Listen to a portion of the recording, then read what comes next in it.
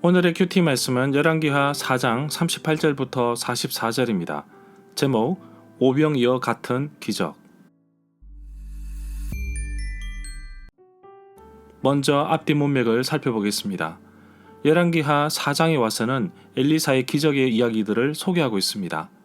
선지자의 무리 가운데 남편이 죽고 과부가 된 가정을 돕는 이야기를 소개하고 있습니다. 빚으로 인해 고생을 하고 있는데 엘리사는 이웃들에게 그릇을 모두 빌려서 기름이 채워지는 놀라운 이야기가 있습니다. 수넴 지역을 지날 때 머물렀던 집에 남편은 나이가 많이 들어 늙었고 아이가 없었는데 엘리사는 내년 이맘쯤에 아이를 안고 있을 것이라고 축복하였습니다. 결국 아이를 낳았는데 아이가 아버지가 일하는 곳에 갔다가 그만 머리가 아파 갑자기 죽었습니다. 수넴 여인은 하나님께서 아들도 주셨음을 믿었기에 또한 살리실 분도 하나님이심을 깨닫고 하나님의 사람 엘리사에게 찾아갑니다. 그리고 죽은 아이가 살아났습니다. 예수님께서 오병이어로 많은 사람들을 먹이신 것처럼 구약시대에 오병이어 같은 기적이 일어났습니다. 보리떡 20개와 채소 한 자루로 흉년으로 먹을 것이 부족한 길갈 지역에 모두가 배불리 먹을 수 있게 합니다. 문단을 나눠보겠습니다. 38절부터 41절은 구간에 있는 독이 없어지다. 42절부터 44절은 많은 사람을 먹이다.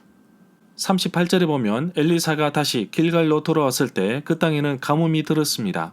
선지자의 수련생들이 엘리사 앞에 앉아 있었습니다. 엘리사가 자기 종 게하시에게 선지자의 큰 솥을 걸어놓고 선지자의 수련생들을 위해 먹을 국을 끓이라고 하였습니다. 가뭄으로 인해 힘든 상황이 7년이나 이어졌습니다. 39절에 보면 한 사람이 나무를 캐려고 들에 나갔다가 들포도 야생 등굴을 발견하고 그 야생 등굴에서 박을 따서 자기 옷에 가득 담아왔습니다. 그런데 그것이 무엇인지 잘 모르면서 채로 썰어서 국솥에 넣었습니다. 개역 개정 성경에서는 들호박이라고 번역하였는데 손가락 모양의 식용, 당화, 욱속 열매 대신에 야등 등굴을 썰어 국 끓이는 솥에 넣었던 것 같습니다. 이것은 오늘날 요단 계곡의 초원지대에 나는 호박 종류의 식물이라고 합니다. 그 열매는 매우 쓰고 구토증을 일으킨다고 합니다. 40절에 보면 사람들이 먹으려고 맛을 보다가 국에 독이 들어있는 것을 발견하였습니다. 41절에 보면 엘리사가 사람들에게 밀가루를 가져오라고 하여 밀가루를 솥에 뿌린 뒤에 이제 사람들에게 국을 떠 주어서 먹게 하라고 하였습니다. 그러고 나니 정말로 솥 안에는 독이 전혀 없었습니다. 42절에 보면 어떤 사람이 바알 살리사에서 엘리사에게 왔는데 맨 먼저 거두었던 보리로 만든 보리떡 20개와 햇 곡식 채소를 가득 담은 자루를 가지고 왔습니다. 엘리사는 그것을 사람에게 주어서 먹게 하였습니다. 여기서 말하고 있는 보리로 만든 보리떡은 떡 덩어리가 아니라 누룩을 넣지 않고 구워낸 둥글고 넓적한 과자 같은 것으로 이해할 수 있습니다. 일종의 무교병으로 생각하시면 됩니다. 보리떡을 가져온 사람은 바알 살리사에서 왔는데 그 위치를 정확하게 알 수는 없으나 지금 있는 곳이 길갈이기 때문에 길갈 근처가 아닐까 생각합니다. 43절에 보면 엘리사의 종 게하시가 이렇게 적은 것을 가지고 어떻게 100명이 넘는 사람을 먹일 수 있는지 물었지만 엘리사는 사람들에게 떡을 주어 먹게 하였습니다. 그리고 여호와께서 그들이 먹고 남을 것이라고 하셨습니다. 100명이나 되는 사람이 모두 배불리 먹고 남았습니다. 절마다 상세한 설명과 구절 해석, 핵심 내용과 중심 줄거리는 네이버 블로그에 올려져 있습니다. 내게 주시는 교훈입니다. 하나님께서는 부족함을 아시고 채우시는 분이십니다.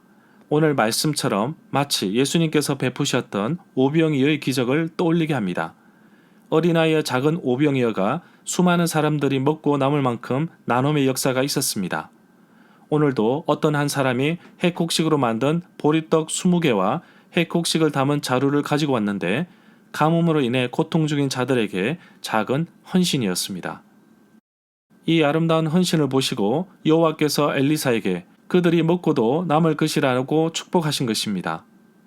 믿음의 눈이 필요합니다. 엘리사의 종 게하시는 이렇게 적은 것을 가지고 어떻게 100명이 먹을 수 있겠습니까? 라고 하였지만 엘리사의 시각은 달랐습니다. 찬양의 가사가 생각납니다. 하나님께서 일하십니다.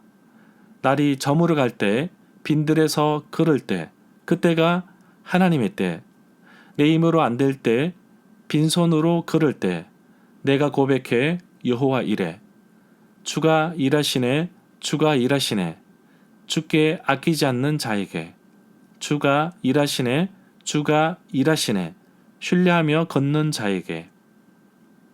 찬양의 가사와 엘리사처럼 하나님을 신뢰하며 걷는 하루가 되기를 원합니다. 나의 작은 헌신이 하나님의 귀한 일을 할 수 있다는 축복의 메시지를 담기를 원합니다. 나의 부족함을 채우시는 축복의 하루가 되기를 간절히 소망합니다.